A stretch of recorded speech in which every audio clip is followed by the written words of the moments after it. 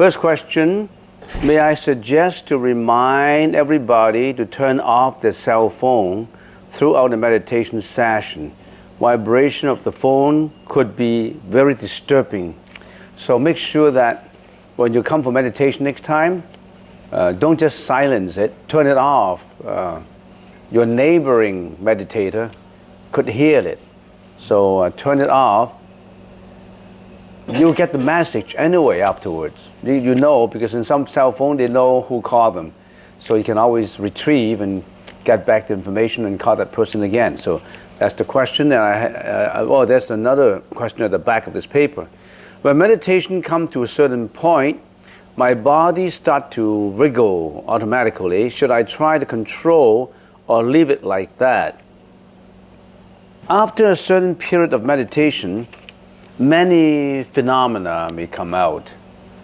Phenomena that are inconceivable. When I say inconceivable, you couldn't think of.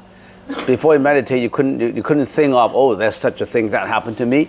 There's so many that is immeasurable, inconceivable phenomena that you may experience after you have arrived at a point that is not a beginner's point. In other words, if you just come for a session, 1 or 2 sessions of meditation, you wouldn't get that. Probably after 3-4 years, or to some people, it may be after 1 or 2 months. It depends on whether that person has cultivated meditation in his or previous life. So maybe in your previous life you have learned meditation, you have seeds of meditation in your alaya consciousness, the hidden consciousness, the banking consciousness. And when you come to this life, those seeds are wriggling also. The seeds are trying to sprout. So that's the reason why we say don't underestimate yourself, because you may not know anything about Buddhism, you may not have meditated for a long time, but you may, after a certain period, which is not a long one, but a short one, then you experience something that is inconceivable. And one of the inconceivable phenomena that you may experience is moving of the body. There are many, many phenomena. This moving of the body basically is physical. There's 2 kinds of phenomena. One is spiritual or mental phenomena, and the other kind is physical phenomena. Physical phenomena relates to the temporal body. So when you are doing meditation, you may be so concentrated that your chi in your body, you know what is chi? Your certain chi in your body is accumulating energy. When your chi in the body is accumulating energy, then it will, usually in our daily lives, when after so many years of living experiences, you may have certain blockages in your body. For example, if you're in sports, you could have hurt yourself somewhere, or you could have some bruises, or there's some obstructions in your body that the blood or the chi cannot go through. When you are meditating, your chi power increases, and the chi may be trying to break through the veins, the blood veins, and clear up the blockages. And for that reason, when there's a lot of clearing and regulating to do, your body starts to move. But that's a good phenomenon. It could be regulating your body with the chi. All bodies, every body has that chi inside of you. If you don't have that chi, you finish. That means physically, you don't have action, you don't have energy anymore. So everybody has that chi in you. And that chi is a mixture of things. It includes your breath. So one of the many innumerable phenomena is that your body may automatically move. You don't intend to move, but it just moves. And to some people, after they have moved for a while, when they stop, they find it extremely comfortable. And sometimes some people move rapidly, some people move slowly, and some people move with a moving phenomena, which means that actually it's moving like that. Some people move without a moving phenomena. What do I mean by that? Your jawbone could be moving. Your jawbone could have a lot of vibration in it, maybe 1,000 vibrations per second. Have you ever tried a vibrating fork? You know, if you're in the laboratory, then you hit some hot object with a vibrating fork, and you can see the vibration. It could be 1,000 vibrations per second, and your jawbone could be vibrating like that, and every tooth could be vibrating, or your hair could be vibrating, or every pore of your skin could be moving. So it's so inconceivable. And that is something that you can see. If my jawbone is vibrating, you can see me moving. Or it could be my hair follicles in my head is all moving, and I have this wriggling in my head. It seems to be quite itchy. It's not itchiness. It's just a little bit of like some worms crawling over your head, but it's not worm. It's just it itself is moving in such a way that you find it to be, it's like a vibration. All the qi is working in your favor when you are in deep concentration. And there's so many methods of meditation. One of the many methods is Kundalini. Kundalini vibration is, it's to meditate on the chakras, and that would also increase the flow of the qi. But Kundalini meditation is quite dangerous if you don't know how. You could get into problems if you don't know, if you do not have a real teacher who understands it to teach you.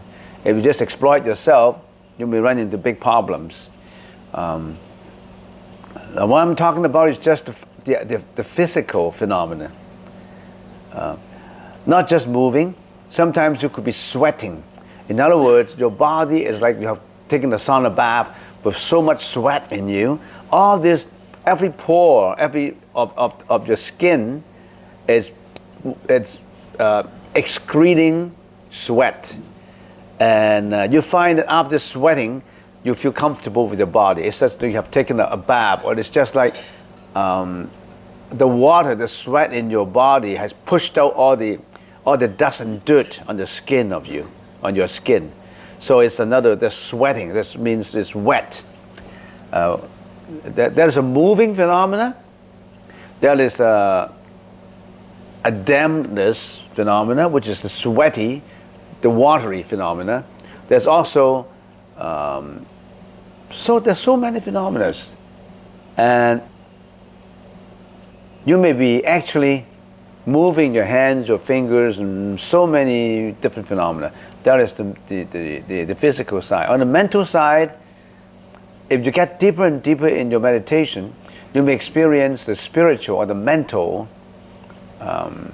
If I would like to describe it, it could be an upheaval for you. If you suffer, for example, from a depression, and if you really get into concentration,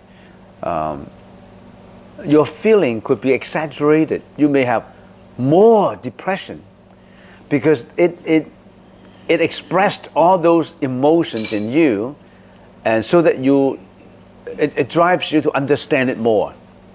So we get scared. How come before I meditate I have depression? Now I've meditated, I have more depression. It's just like revealing all these things for you. So that you can look at it. It's just like the garbage in the garbage tank. Your meditation has helped to open up the cover, and that's the time you have to clear it out.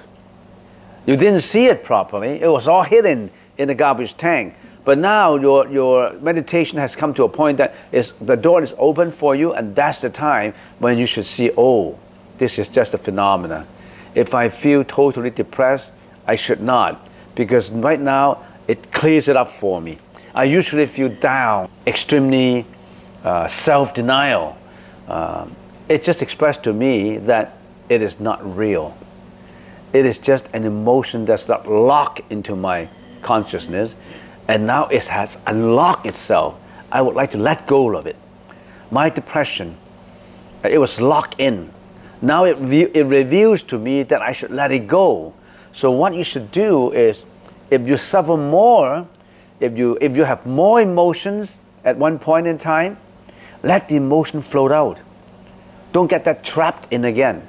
That's the time when you open the garbage tank, take it out and throw it out. It's dirtier though, because the emotion in you has been covered up by the cover. Now it has opened, it's stinkier than before, it is more exaggerated than before, it's more obvious than before. You get scared. Oh, how come I become more jealous? How come I become more aggressive? How come I become more self-denial? How come I want to take my own life? How come I want to commit suicide? How come? It has taught you that that's your problem. Now that you meditated, the cover has been opened for you. Now is a chance to take it out and throw it away. Don't put it there anymore. So don't let that hide in you. Take it out and throw it away. However, a lot of people get trapped in there. Oh, how come meditation, give me more emotion? Oh, meditation is not good because it's giving more depression. Oh no, I want to take my life. I want to self-denial. It's not good for me. No, that's the time when you should learn not to attach to it and throw it out. It's stinkier than before though. You couldn't even smell it before meditation because it's been covered up by a cover. That covers is a camouflage for your emotions. Now it's been revealed. And your job is not to let it fool you, not to let it stop you, not to let it pull you into the garbage tank. Stand away from it and say, this is not real. Not real. I must repeat to myself, this is not real. And once you know that it's not real, you won't attach to it, and it comes, it doesn't attach. It comes, you don't attach. It comes, you don't attach. That's the process of training yourself. Because now that emotions, that depression becomes more obvious now. Gives you a chance to train your mind to let it go, because before you couldn't let it go. That's why it comes back. Now it gets you more to think about it, and it trains you to throw it away. And if that training comes frequently, you're getting more and more used to throwing it away. Because you have not been trained to throw it away. You have been trained to absorb it. Now you have been given the chance to throw it away. But that's the danger. What happens if you can't? If you just let it overwhelm you? That's a big test. You subject yourself to a test. You never could. That's a hurdle.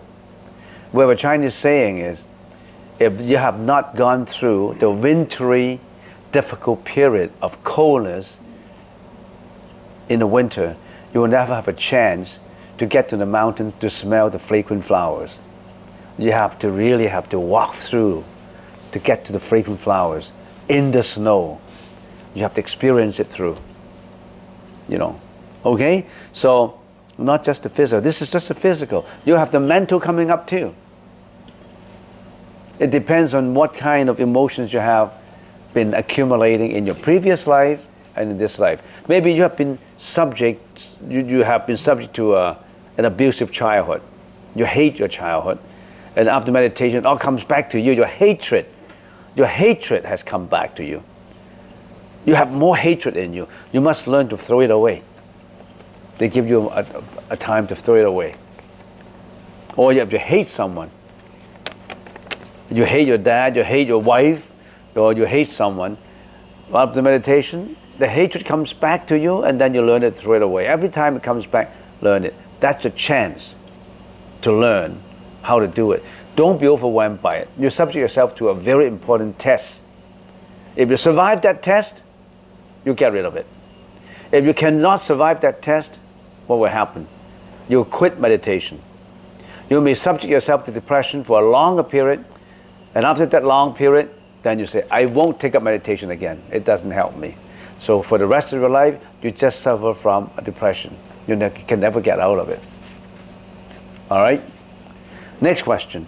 On the one hand, we shall clear our mind of any thought during the meditation. On the other hand, it just said that every meditation is a new movie about ourselves. Can I explain? I'm just giving you an analogy, an example. Meditation is to contemplate within, to focus on an object. That's our breath. In other words, you see that object, but not with the outside eyes, with the inner eyes. With the inner eyes, to contemplate, you see that object, that breath, you feel that object. When you see within, you're not seeing a movie without. You're seeing a movie within. When you see a movie in a theater house or in a YouTube or TV, you're seeing with your naked eyes on the outside. And when you see the outside, there's a lot of objects that attract you. Objects that will arouse your sexuality, an object that would arouse your greediness, your hatred, your anger, your disappointment. All these would attract you. And you will interact accordingly with emotions. Because that's what you are made up of. That's your habit. You habitually, you have been doing that. You're being led away by objects. You've been led away by fame, reputation, money, acquisition for more, desires. That's what you have. But right now you're contemplating within your inner movie. That movie is the breath. That's what I mean. That's an analogy. That's the breath. Watching your breath is different from it's more valuable than watching a movie. You know why? Because watching a movie, you have numerous objects that would create feelings and emotions that will overwhelm you. But contemplating, watching your own breath, give you the focus, give you the training to get rid of all these innumerable desires. You are the master of your own thought. Previously, you are not the master of your own thought. Your thought is being carried away by outer objects. Greediness, hatred, anxiety, fear, disappointment, depression. You're creating all this by outer environments. But now you're contemplating within, training yourself not to be attracted by all these. So that movie is the most valuable because you experience that when that movie, that inner contemplation would lead you to enlightenment. Because you're cutting off all these numerable objects with just one object to give you the focus. And once you train your mind in such a way that you're the master of your own mind, then you master that mind to go to nirvana. So this is just the first step. The breath is just the first step. There's another step that leads you forward. That first step is to train yourself with all the basic training. You master your own mind. Now you are not the master of your own mind. You may think that you control your mind. You are not. If you can control your mind, you will not get angry, you will not get jealousy, you will not have depression, emotions, desires, oh, you name it. You're not the master of your mind. You're being led away from objects outside. You may not know it. You've been habitually doing that for many, many lives. You think that loving your husband or your wife is normal. But actually you're serving a debt. You are balancing a karma that's been created in previous life. And you continue to attach to that relationship. If your wife betrays you, then you were so down, you were so sorrowful, and you get into that emotion again. You always think that love is good, but love is the problem, do you know? Oh, we have gone into that already, so love is a problem. But ordinary people say love is a many-splendid thing. Yeah. Think about it. Think about it. Last question. Can you kindly talk a little more about karma from previous life, like how husband and wife, parents and children, how they come to this life to pay debts and get debts? What is the third and fourth? Yeah. Usually, some high-level monks summarize husband-wife relationship, father and son, daughters, family relationships. Usually they generalize by putting it into 4 categories. One is 2 categories related to monetary, money, debts. Another category is related to love or emotions. Let's talk about the monetary, the money first. The relationship could be just debts. You owe him something and he owe you something. In kinds, in money. So if John in your previous life, if you owe John some money in previous life, say $1 million, that's for example, $1 million. You didn't pay for that. You got away with it. Somehow you changed the contract, or somehow John wanted you to return the money. They say, okay, I don't have any money for you, you can sue me, and John is ready to sue you because he hates you not paying back the money to him. But before he got to sue you, he died. And he died with that thinking in your mind, this guy is unfair to me. He owed $1 million. He hasn't paid me. He hasn't paid me. Then in his next life, he may become your son. And he's trying to get you from you. He was trying to get everything from you, from the money you owed him. And you still loved him. Oh, this is my son. I love my son. But this son, he used up all your money until you went bankrupt.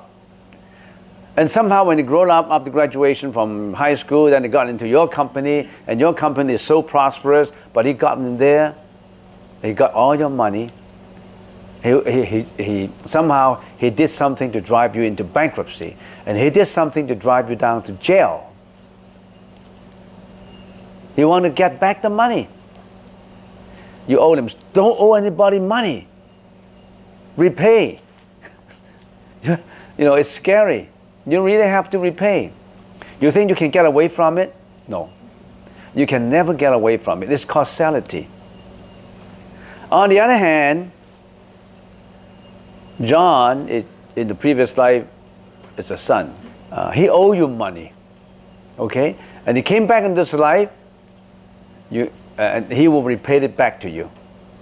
He hasn't paid you. He would serve you so well. He would help you in your business. He would repay everything to you. Or even if you are poor, he may give you all the money that you want. Some sons and daughters are really very responsible. I really love their dad, that they want to pay everything for their dad. They pay you everything. They repay the money to you. That's on the monetary side. And how about on the emotion side, the love side? You owe him the emotion, the love. You betrayed him in his last life. In this life, he betrayed you. You had a third affair, you have a second affair, you have a concubine, or you have, all these, and he's going to get even with you. So it's all either emotional or physical. That it's just like if you're an accountant, you should know what I mean. It's just balancing your general ledger. It's either debit or credit. You have to balance out the debit or credit. So how come your son treats you so well? Because he comes back to repay you. How come your son treats you so horribly? How come your wife betrayed you? How come your husband betrayed you? He came back to get it from you because you did the same thing to him before. Okay? So, any more questions? I answer all the questions in brief, yes? You mentioned that Kundalini meditation could be dangerous. Yeah. Why could it be dangerous, and what are the dangers? Oh, Kundalini is a method that they concentrate on the chakras, and it's dangerous in such a way that the force that comes back is not gradual. So in other words, there are some practice in anything. There's either gradual or sudden. Gradual, it comes gradually. So when you're learning something, you're learning from lesson 1, 2, 3, 4. Gradually, you're taking the pace.